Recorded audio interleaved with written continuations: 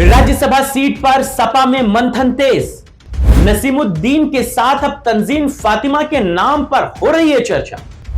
संघर्ष कर रहे आजम के परिवार को प्रतिनिधित्व की मांग। अखिलेश को लिखा पत्र, संघर्ष का सम्मान हो।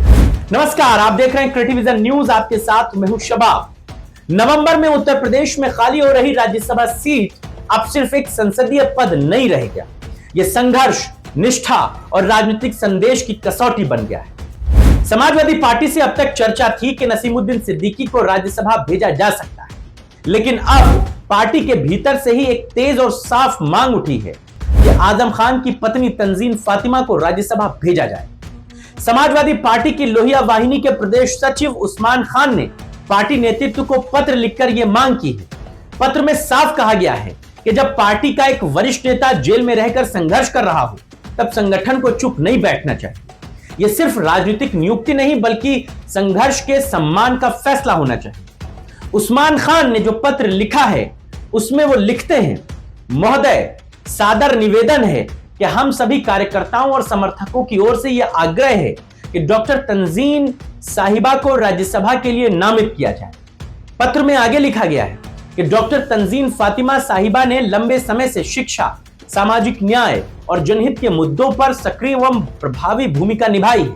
उनका अनुभव, संतुलित विचारधारा और संगठन के प्रति समर्पण उन्हें उच्च सदन के लिए एक योग्य प्रत्याशी बनाता है। साथ ही वो वरिष्ठ नेता आदरणीय मोहम्मद आजम खान साहब की जीवन संगिनी होने के नाते सामाजिक और राजनीतिक संघर्षों को निकट से समझती हैं।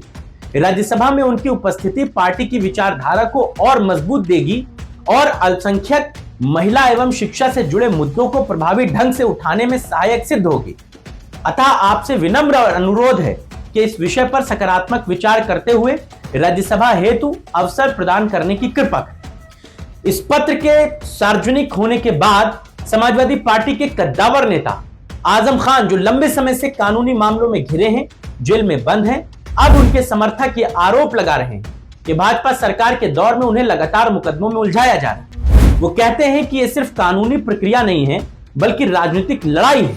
इसमें एक मजबूत आवाज को कमजोर करने की कोशिशें की जा रही हैं। उनके बेटे अब्दुल्ला आजम को भी कानूनी मामलों से गुजरना पड़ रहा है, लेकिन समाजवादी पार्टी का रुख साफ है।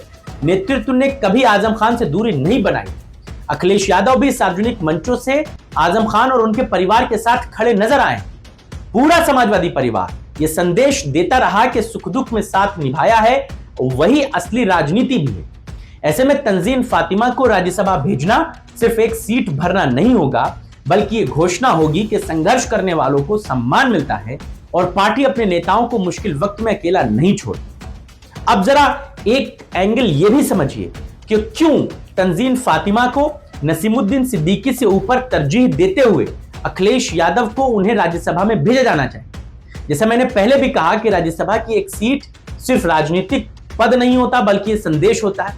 इस बार समाजवादी पार्टी को यह तय करना होगा कि वो कौन सा संदेश देना चाहती। नसीमुद्दीन सिद्दीकी को राज्यसभा भेजने की चर्चाएं बहुत जोर पर है, लेकिन सवाल यही है कि क्या यह फैसला सिर्फ अनुभव के आधार पर होगा या संघर्ष और निष्ठा के आधार पर। नसीमुद्दीन सिद्दीकी नो डाउट अनुभवी नेता हैं, लेकिन हाल के वर्षों में दल बदल की राजनीति से भी वो जुड़े हैं। उनकी छवि एक ऐसे नेता की रही है जो अलग अलग राजनीतिक चरणों से गुजरे हैं, यहां तक पहुंचे हैं। इसके उलट तंजीम फातिमा का नाम एक ऐसे परिवार से जुड़ा है जिसने सीधे तौर पर राजनीतिक और कानूनी दबाव झेला है। आजम खान लंबे समय से जेल में है, उनका परिवार लगातार मुकदमों और जांचों में फंसा है, घिरा है। ऐसे में तंजीम फातिमा को राज्यसभा भेजना सिर्फ एक नामांकन नहीं, बल्कि संघर्ष को सम्मान देने का फैसला होगा। अगर अखिलेश यादव नसीमुद्दीन की बजाय तंजीम फातिमा को चुनते हैं, तो यह संदेश साफ होगा कि पार्टी अवसर की राजनीति से ज्यादा वफादारी और संघर्ष को महत्व देती। यह निर्णय मुस्लिम समाज में भी गहरा भावनात्मक असर डालेगा, क्योंकि आजम खान को एक मजबूत और मुखर मुस्लिम नेता के तौर पर देखा जाता रहा है। उनके परिवार को राज्यसभा में प्रतिनिधित्व देना, उस वर्ग को यह भरोसा देना होगा कि पार्टी अपने पुराने स्तंभों को भूली नहीं है। साथ ही यह महिला प्रतिनिधित्व का भी आक्रामक संकेत होगा। तंजीम फातिमा को राज्यसभा भेजना महिला नेतृत्व को आगे बढ़ाने और 2027 की रणनीति में महिला मतदाताओं को साधने का मजबूत कदम हो सकता है।